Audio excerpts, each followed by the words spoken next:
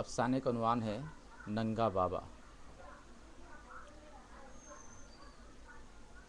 لوگوں نے کہا معصوموں کی آہ سے آسمان پھٹ جاتا ہے، زمین میں شگاف پڑ جاتی ہے اور پہاڑ پگھل جاتا ہے۔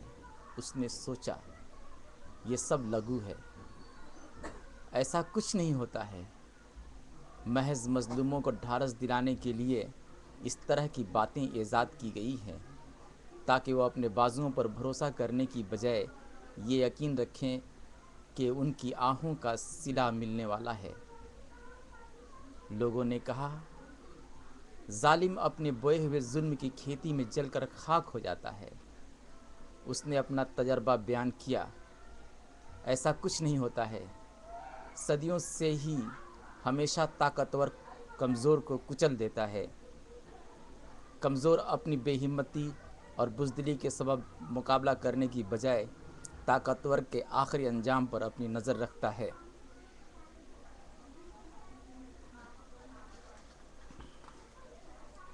مگر اس انجام کو دیکھنے سے قبل ہی اس کی سانسوں کی دھار ٹوٹ جاتی ہے۔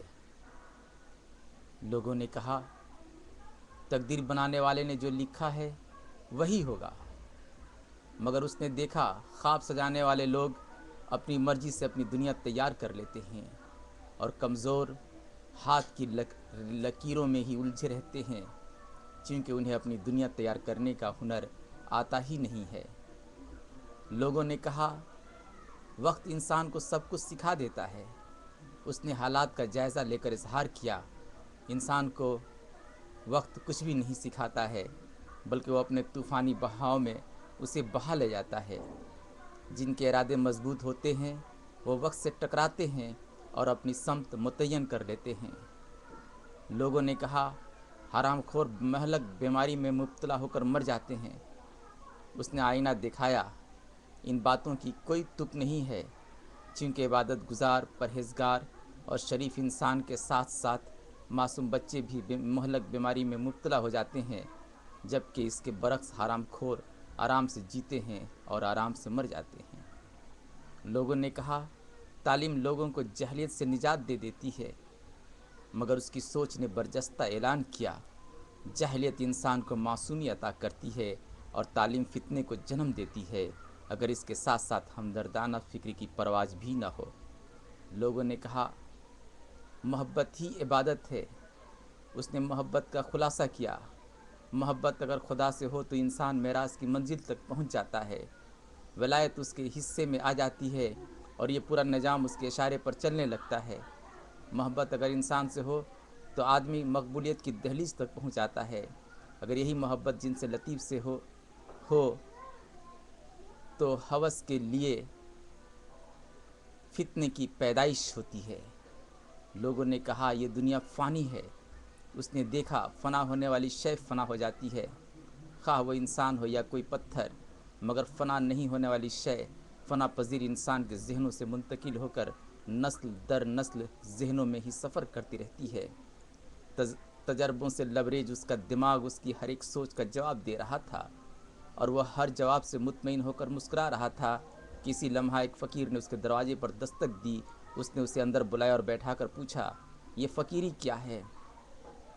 اس سوال کو سن کر وہ فقیر مسکرایا اور جواب دیا جو کچھ بھی نہیں ہے وہ فقیری ہے۔ تو کیا تم آدمی نہیں ہو؟ بیٹا پہلے یہ تو بتا کہ خدا کیا ہے؟ اس نے کہا خدا 99 صفتوں کا مجموعہ ہے۔ فقیر نے جھٹ جواب دیا، اور فقیر 99 صفتوں میں گم ہے، جبکہ آدمی اس کی 2-4 صفتوں میں ہی اترایا ہوا ہے۔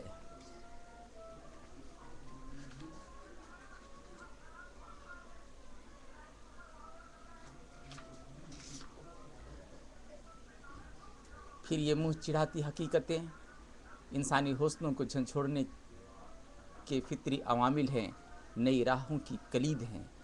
تو پھر یہ دست سوال، یہ دربدری ہم سوال اس لیے لگاتے ہیں کہ دیکھیں ابھی انسان میں انسانیت کا احساس کتنا ہے، اللہ سے محبت رکھنے والے کتنے ہیں، اور یہ دربدری اس کے ان عاشقوں کی تلاش میں ہے جو اس کی رضا کے لیے سرگردہ ہیں۔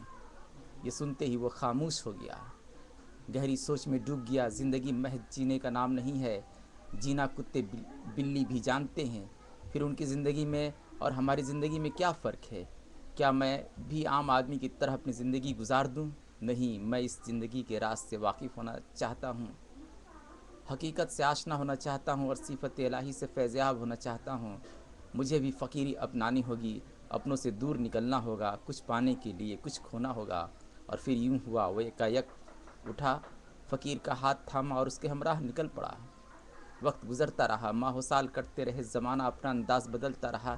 ایک دن وہ فقیری کے لبادے میں دوبارہ نظر آیا۔ گاؤں میں پیپل کی چھاؤں تلے لوگ اپنے اپنے دکھوں کے لیے اس کے گرد جمع تھے۔ ایک نے کہا، مجھ پر مصیبتوں کے سخت پہاڑ ٹوٹ پڑے ہیں، میں بظاہر زندہ ہوں مگر تل تل مر رہا ہوں، مجھے ان مصیبتوں کے گرداب سے باہر نکالو۔ مگر وہ چپ رہا۔ دوسرے نے کہا، بھوک کی آگ میں میرا سنسار جل رہا ہے، اسے کسی طرح بجھاؤ، مگر وہ خاموش رہا۔ تیسرے نے فریاد کی، میرا مستقبل کھو گیا ہے، اسے واپس دلا دو، پھر بھی اس کے ہونٹ ہلے نہیں۔ چوتھے نے گریہ زاری کی، میں عشق کا مارا ہوا ہوں، میرا معشوق مجھ سے روٹھ گیا، اسے منا دو۔ یہ سن کر بھی اس نے لب کشائی نہ کی۔ اس طرح پانچواں، چھٹا، ساتواں، آٹھواں اور انگنت لوگوں نے اپنے اپنے دکھوں اور غموں کے مداوع کے لیے ایک کے بعد دیگرے اس سے فریاد کیے جا رہے تھے، اور وہ بت بنا خاموشی سے انہیں صرف گھورتا رہا۔ پھر اچانک بول پڑا، میں اس صدی میں کوئی اوتار نہیں ہوں جس کی زبان کھلتے ہی تمہارے دکھوں اور غموں کا علاج ہو جائے۔ مورکھ، میرے اطراف میں کیوں ڈیرا ڈالے ہوئے ہو؟ بھروسہ دکھ اور کوشش نجات ہے۔ جاؤ اپنے اپنے کرموں کی کھیتی کرتے رہو، بری بھلی فصل بہرحال اگے گی۔ مگر 21ویں صدی میں بھی پرانی جنجیروں میں جکڑے ہوئے لوگ اس کے اطراف سے ٹس سے مس تک نہ ہوئے۔